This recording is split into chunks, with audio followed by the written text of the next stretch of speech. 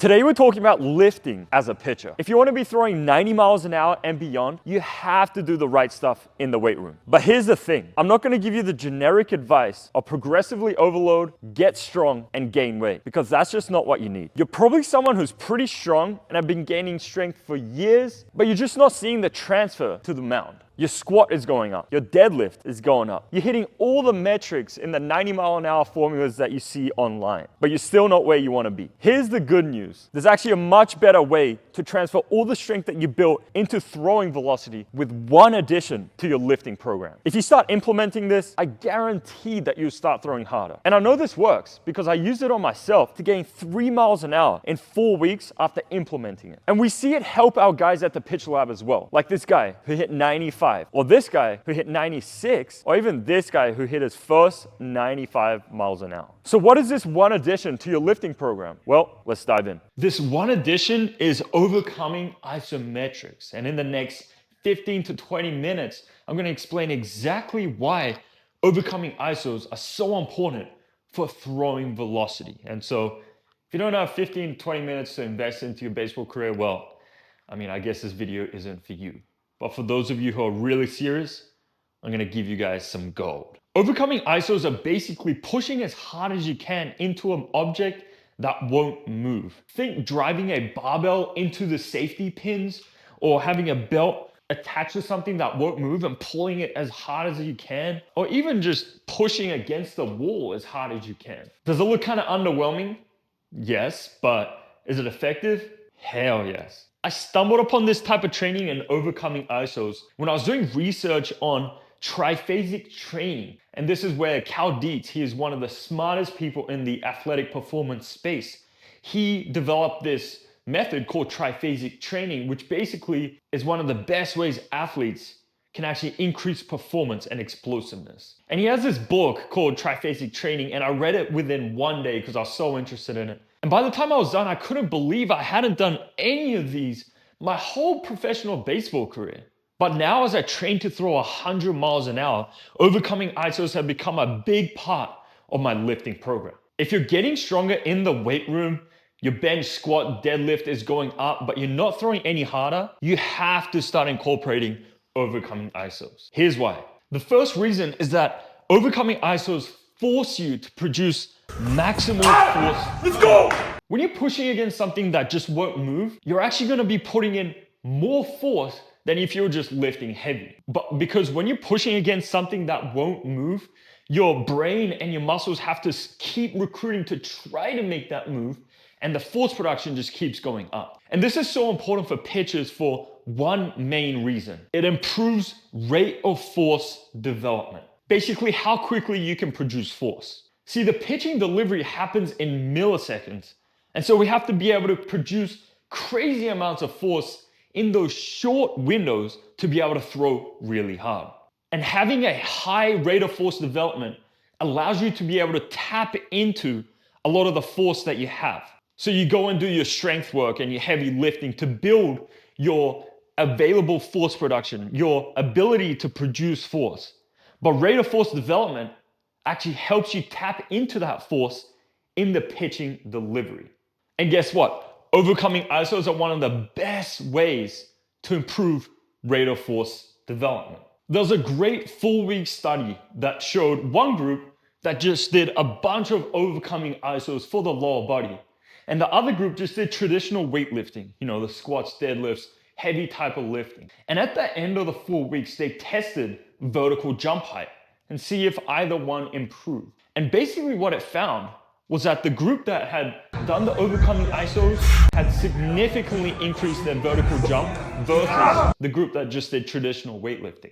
And this is a direct result of the group that did the overcoming isos increasing their rate of force development significantly. Now, to drive this point home, I want to give you an example. Imagine a powerlifter who can squat, 700 pounds, but it takes him like 6 seconds to actually get that weight up. So it's right here, and it's like 1, 2, 3, 4, 5, 6. He has a crazy amount of force, right? But how applicable is that strength to the pitching delivery that happens in milliseconds? Well, it wouldn't be that applicable. And that's why, a powerlifter probably won't throw very hard.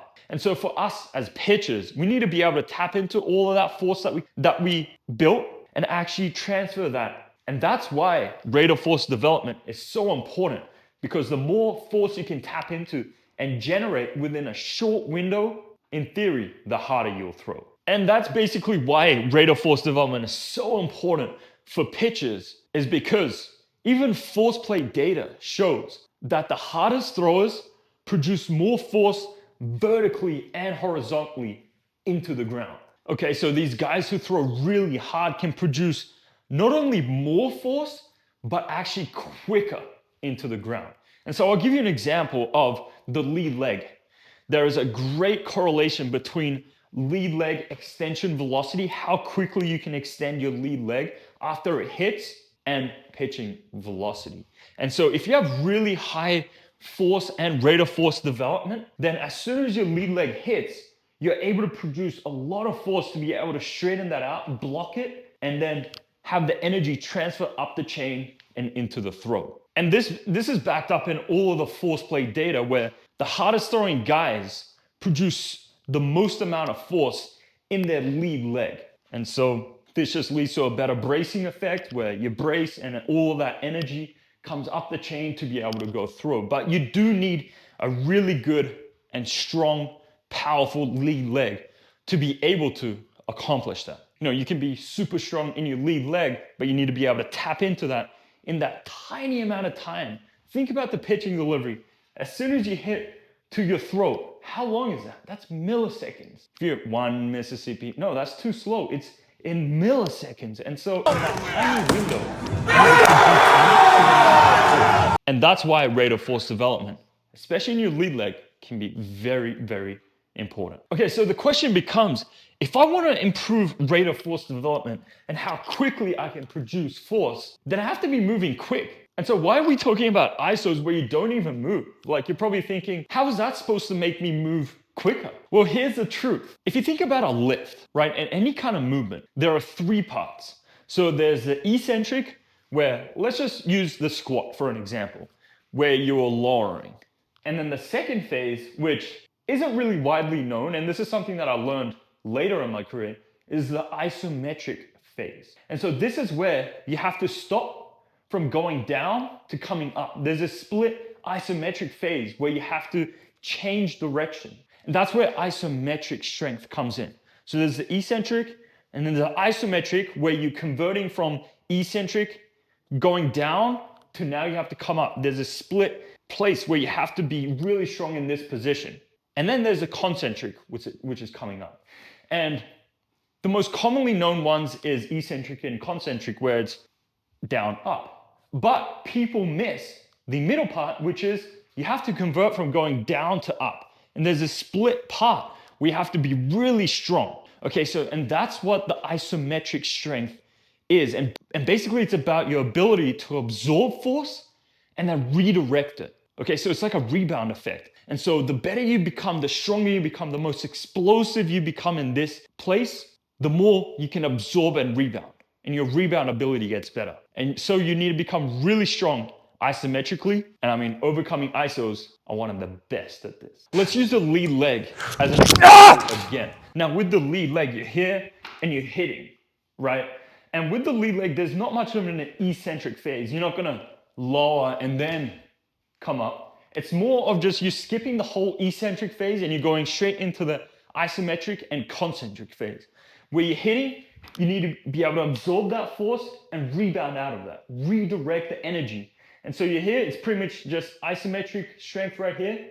And then obviously it's like concentric. The stronger you can be in the lead leg isometrically, the better you're gonna be able to rebound out of it. And like we talked about with rate of force development, the more force you can put in and the quicker you can rebound that energy and straighten that leg, the better the brace is and the more energy that's transferring into the upper body and into the arm.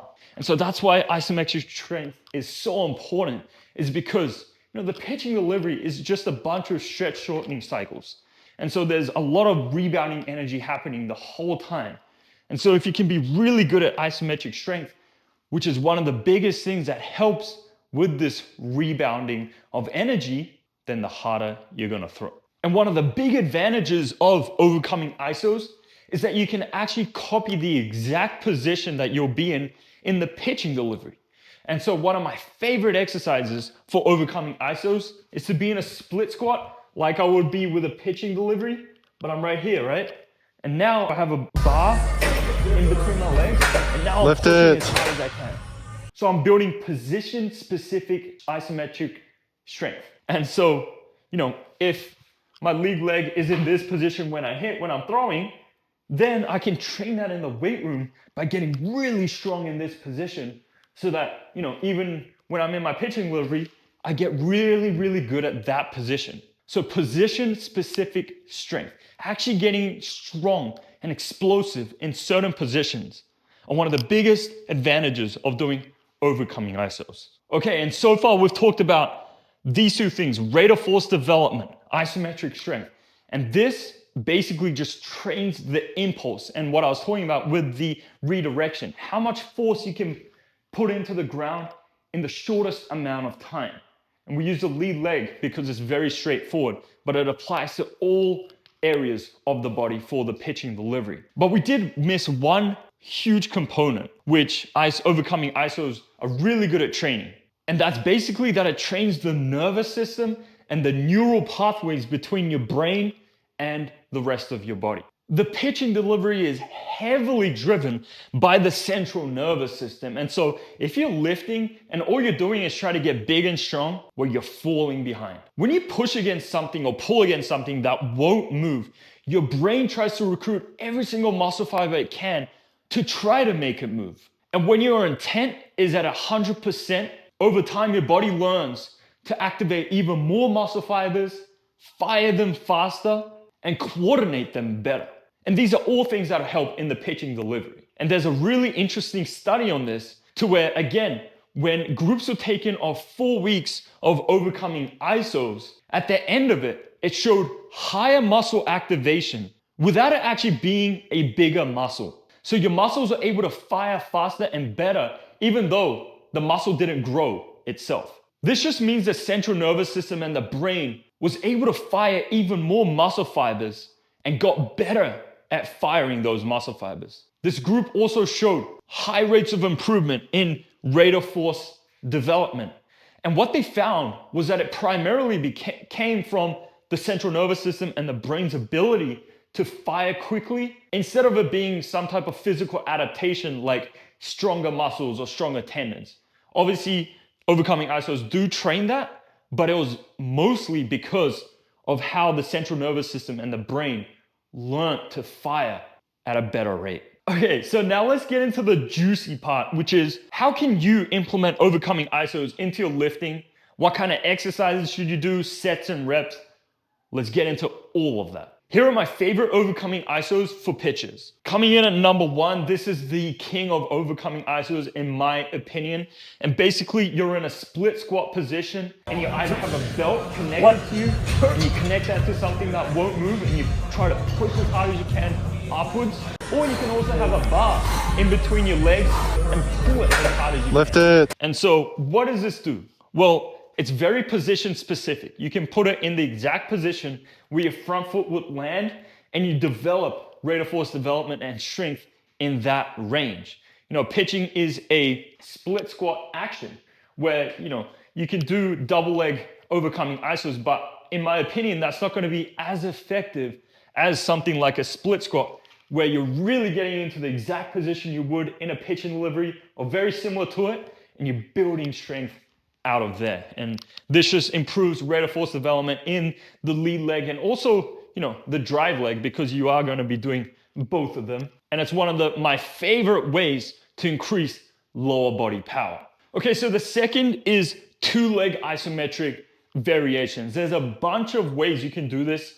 The way I do it, because I don't load my back, I don't do any type of deadlift variations. I do use the belt again, where I'm connecting it to something that won't move. And all I'm doing is trying to get up. And that's my favorite way. You can also do it by, pin squats, where you have a barbell on your back and then you put it under something that won't move and you just try to go up as much as possible. You can also do like a deadlift variation where you grab the bar and you put it under something that won't move. It might be like the safety bars where you pull it and all you're doing is try to pull it as hard as you can. And so those are a couple variations, and this just builds, pure lower body power. There's no position specific. It's just how much force can I put in with my lower body? And there's a lot that you can gain from this. This is my favorite, but this is something that I do incorporate as well, just because it is so good to be able to produce the peak force that you can. If you have 2 legs, that's the most amount of force that you can ever produce. And so that is something that I incorporate. The one thing I would say about the split squat though is that there is a phenomenon where even when you're doing a split squat, right, you might be able to lift like 80-90% of what you can with the 2 legs. And so there's a phenomenon where like if you're using 2 legs, you're not actually activating the most amount of force that you can and most amount of muscles that you can. And to do that, you do want to be more on a single leg. I can't remember the exact name of it, but basically there is a phenomenon there. So if you can only do one, then I'll just do the split squat. But if you want to do both, then I'll do those as well. Okay, so the last part is just the upper body, and you can get creative with this. How I like to do it is, firstly, you can do it through a bench where you're under the safety pins and you're pushing as hard as you can. You can do any type of row variation where you're right here with something like a pole that won't move and pulling. You can also do right here, pulling down. Even shoulder isometrics that I do, which is I'm right here and I'm pushing as hard as I can externally and also internally as hard as I can. And so you can get really creative with overcoming ISO. There aren't like a set amount of exercises that you should be doing, but these would be the fundamentals of what I would program if you were just starting out, especially these and these. You can kind of leave out the 2-leg ISOs if you're going to be hammering the split squat style ones anyway, but I would do some for the upper body as well. Now, in terms of sets and reps, so this is what I would recommend. 3 to 5 sets of 5 to 7 second holds. Okay, and so with the overcoming ISOs, you can hold it for a little bit less, like 3 seconds. But generally what I'd recommend is like 5 seconds. 7 seconds can be kind of long, but you do get a lot of benefits for holding it for a longer period of time. It's funny, like when I do 7 seconds, I feel like I'm gonna pass out because I'm going max effort for 1 Mississippi, 2, and then it goes up to 7. It's a long time when you're going max effort. And so if you can safely do it, then I would do 7 seconds. But if you're a guy who, just gets tired and like, you might even pass out like me, like I would just do 3 to 5 seconds. And for this, 3 to 5 sets would be ideal. Now what you can do to get really good results out of overcoming ISOs is to superset it with an explosive movement right afterwards. Now, this is called French contrast. And basically what you would do is, for example, if you're doing a split squat isometric where you're pulling as hard as you can, then you would superset it with something like a band assisted split squat jump or a band assisted split squat jump. Now, what this is doing is you're overcoming ISOs, right? You're activating your central nervous system, all those muscle fibers. And then you pair it with a French contrast method of some type of plyometric exercise. And it's just teaching you to explode so much quicker than you've ever had before. I'm telling you, this combo creates serious power. Now, if you're still here, I'm gonna give you something that will immediately increase performance for you. Now, how you can do this is to implement overcoming ISOs into your warm-up before you go out and throw. See, what a lot of people don't realize is that overcoming ISOs can actually be a performance booster before explosive movements such as the throw. And it's called post-activation potentiation, or PAP. Here's how it basically works. You do an overcoming ISO, and I wouldn't do as many as 3 to 5 sets. I would do 1, maybe 2. And it's basically to wake up your central nervous system and get the muscles to really start to fire harder and quicker. Now, when you prime your nervous system like this, now you go out to throw, well, you're ready to throw at your max effort. Instead of, if you don't feel too explosive and you're just doing a bunch of stretches to get warm, you'll be way more prepared to throw harder if you incorporate some of these, because it just wakes up everything, right? The muscles, the tendons, the central nervous system to actually be able to go out and throw gas. And it's just shown in the research where there are studies where people would go out and do an overcoming ISO, a max overcoming ISO, 3 to 5 seconds of it. And then they go straight into a vertical jump. And it shows that they jump higher when they actually incorporate that into their warm-up versus if they didn't. And so most baseball players come in, they foam roll, they stretch, and it's like, okay, I'm good to go. They're expected to go and throw max effort. Versus if you do the same thing, but then it's like, okay, I still need to wake up my muscles. I want to do something to wake up the central nervous system, get everything to fire really well. And so you incorporate some of these. Who's going to be better prepared to go out and throw hard? Well, it'll be the second guy, right? Because he is more fresh, he's ready to go. It's even shown to increase performance in the vertical jump. The vertical jump isn't the same as the throw, but there are correlations between a higher vertical jump and higher pitching velocity. And so I would just start to incorporate some of these, especially if you're a guy who struggles to feel explosive out on the field. And so if you're a guy who's getting strong, you feel like you're strong and you have a lot of force production, but it's just not converting to the mound, that's a really, really common problem. And I actually made a guide, first link in the description, that you can watch. It's a full 95 mile an hour guide that you can go and watch right after this.